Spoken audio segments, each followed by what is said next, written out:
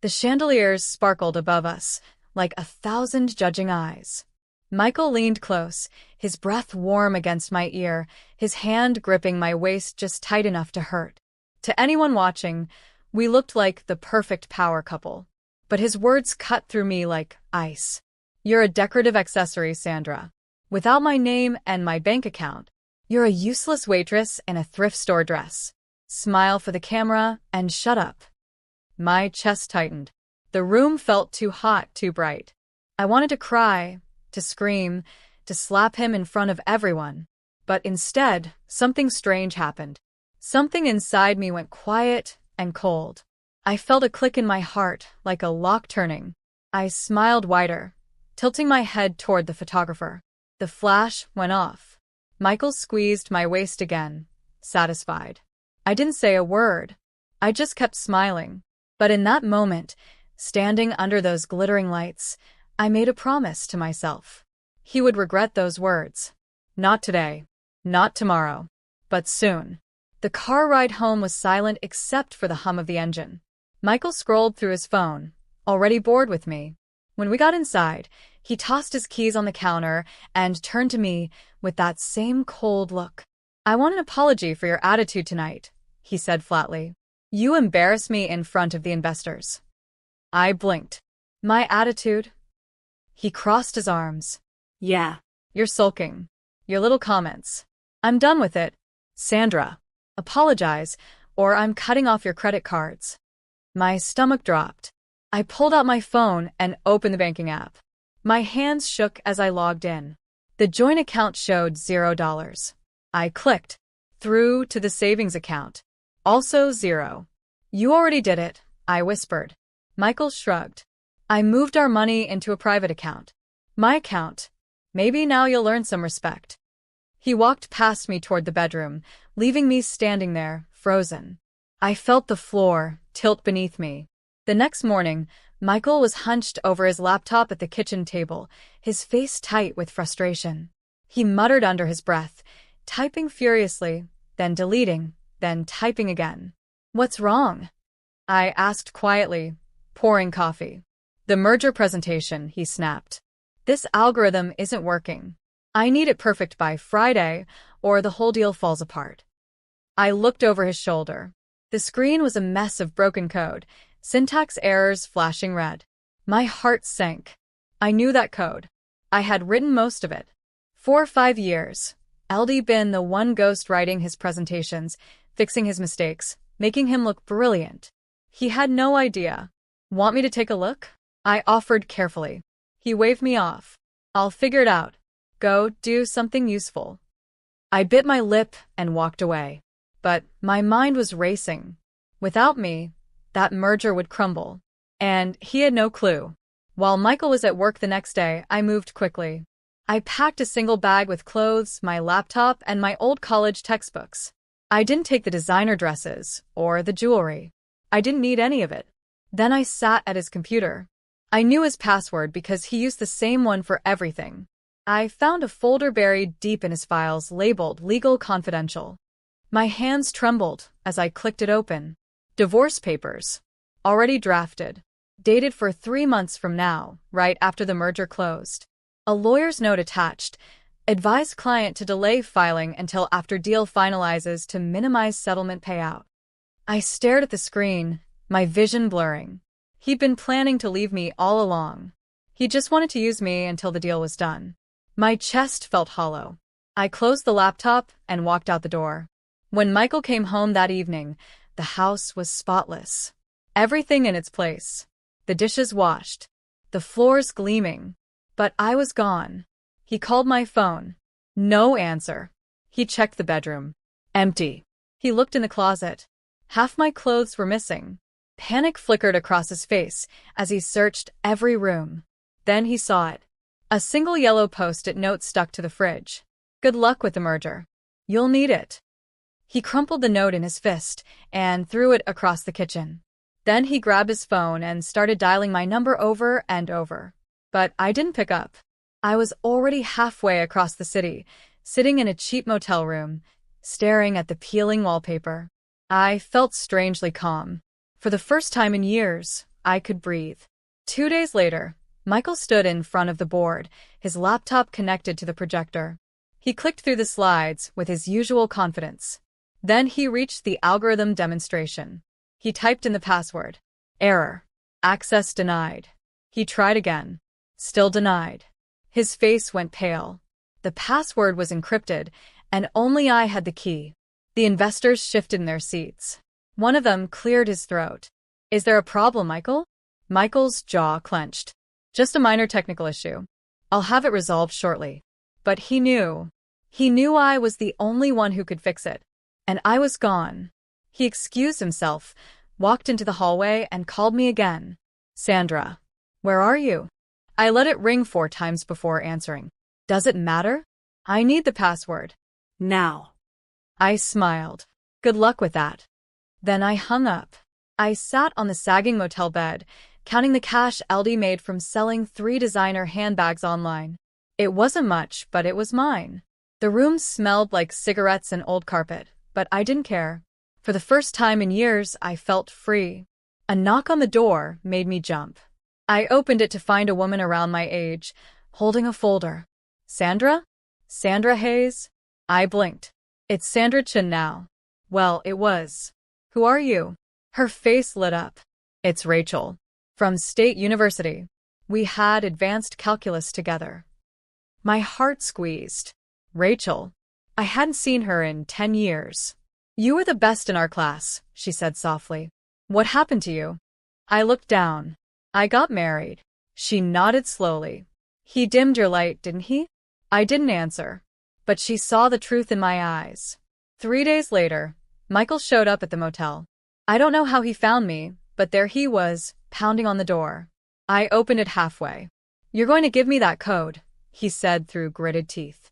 Or 3 sue you for theft of intellectual property. I almost laughed. Theft. You stole my work, Sandra. That code belongs to the company. I stepped outside, closing the door behind me. Check the patents, Michael. They're all in my name. Remember that night you came home drunk 5 years ago and signed a bunch of paperwork? You thought it was boring legal stuff. It wasn't. His face went white. You're lying. Am I? I pulled out my phone and showed him the scanned documents. His signature at the bottom. Clear as day. He stared, speechless. Then he turned and walked away without another word. A week later, Michael hired a consultant. A man named Richard, who charged $5,000 a day. Richard spent 3 days reviewing the system, then called Michael into his office. Who built this? Richard asked, gesturing at the screen. I did, Michael said. Richard shook his head. No, you didn't. This is the work of someone with a graduate-level understanding of machine learning. The architecture is brilliant, but it's incomplete. Without the original architect, you're going to have a very hard time finishing this. Michael's hands curled into fists. What are you saying? I'm saying you need whoever built this to come back. Because I can't replicate their work. Michael's face turned red. He knew exactly who that person was. And he knew I wasn't coming back. The board meeting was brutal. Michael tried to explain the delays, the technical issues, the setbacks. But the investors weren't buying it. One of them, a sharp-eyed woman named Diane, interrupted him. Michael, where's Sandra? She's the one who actually explained the metrics last quarter. Michael froze. Sandra is unavailable. Diane frowned. That's unfortunate. She was very impressive. Another board member chimed in. I remember her. She answered every question we had. You barely said a word. More murmurs of agreement rippled around the table. Michael's jaw tightened. He realized for the first time that his reputation had been built on my work. On my explanations. On my social labor. And without me, he was just a man. Fumbling through a presentation he didn't understand. The meeting ended early. Michael left in silence. I sat in a small coffee shop, my laptop open in front of me. LD registered a new consulting firm under my maiden name, Hayes Analytics. My first client reached out through a referral from Rachel. It was TechVision, Michael's biggest competitor. They wanted someone who could build a system better than Michael's. I smiled as I read the email. They had no idea I was the one who built Michael's system in the first place. I accepted the contract. The pay was double what Michael ever gave me credit for. I started working immediately, pouring everything I knew into the project. For the first time in years, I felt alive. I felt like myself again. Michael had no idea what was coming. A week later, I saw it. Michael's Instagram post. A photo of me from years ago, looking tired and disheveled. The caption read, "Sadly, my wife has disappeared. She's struggling with mental health issues and needs help. If anyone sees her, please reach out." My phone exploded with messages. Friends, family, strangers. All worried, all pitying. I felt sick. He was trying to ruin my credibility before I could build anything new. I stared at the screen, my hands shaking. Then I remembered something. The gala. The night he called me useless. I'd recorded it. Just 30 seconds on my phone, buried in my voice memos. I posted it anonymously to Twitter with a simple caption, "This is what mental health issues really sounds like." Within hours, it went viral. The audio clip spread like wildfire. Michael's cold voice, calling me a decorative accessory, a useless waitress. People were furious. His company's social media pages flooded with angry comments. News outlets picked it up. One headline read, "Tech CEO's abusive treatment of wife caught on audio." Michael tried to do damage control. He posted an apology, claiming it was taken out of context. But the internet didn't buy it. His followers dropped. His investors started calling. His reputation crumbled overnight. I watched it all unfold from my motel room. I didn't feel guilty. I felt free. The truth was finally out there, and he couldn't spin it anymore. Rachel texted me, "You're brilliant." I smiled. Maybe I was. My phone rang late one night. Unknown number.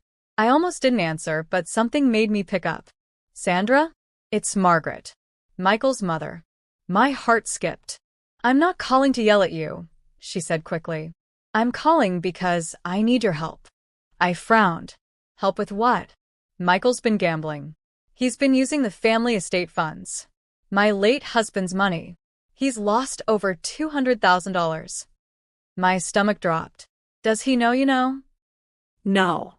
But I need someone smart to help me protect what's left. And you're the smartest person I know." I closed my eyes. Even his own mother saw through him now. "Three help you," I said quietly. 3 weeks later, the merger collapsed. The tech giant pulled out of the deal entirely. Their official statement was vague, citing strategic differences. But I knew the truth. They'd reached out to me, to Hayes Analytics, to the mystery consultant who'd built a better system in half the time.